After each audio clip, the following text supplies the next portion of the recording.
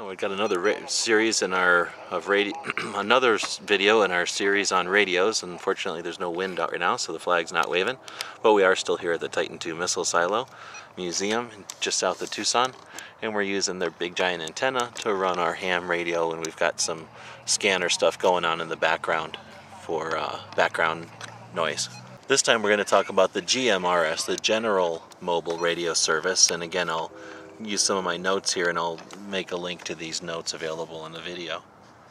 The General Mobile Radio Service, GMRS, does require a license, so it's a little bit more sophisticated than the CB radios or the FMRS channels, which don't require any type of licensing.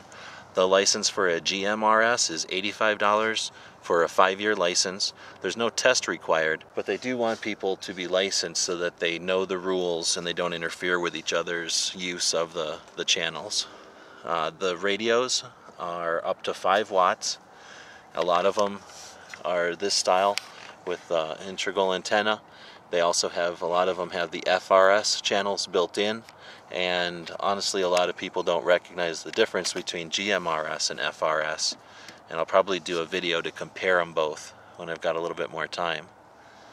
But to isolate the GMRS, some of the advantages of it are that you can use more channels than the FRS, that you have a little bit longer range. Although they're in the same frequency range, the radios are able to go to 5 watts instead of a half a watt, and that'll give you more distance or more range. There are some GMRS exclusive channels, so you don't have to worry about the FRS users using those channels. However, there are a lot of people that buy the GMRS radios and don't pay attention to the licensing, so it's potential that you'll have someone using your radio or using your channels. Many of the radios are inexpensive. The disadvantages are that they have integral antennas, so they don't all have removable antennas, which can be limiting. And again, because there's a lot of people using FRS, it's possible to get some carryover, some clutter from inexperienced or uneducated users.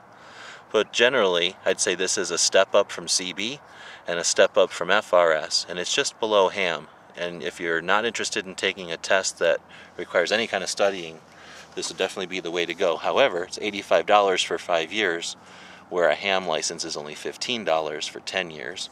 So if you're looking at it from the financial end, you are going to end up spending a little bit more to be licensed on GMRS. So we'll do one more video in this series if we have time, before they close the doors on us here, and we'll cover ham radio to some extent. Hopefully this series was worthwhile on the various types of radio that are out there. If there's any questions, of course, let us know, and we'll be happy to address them and perhaps make a new video if necessary. So from the Titan II Missile Museum, just outside of Tucson, Arizona, thanks for watching.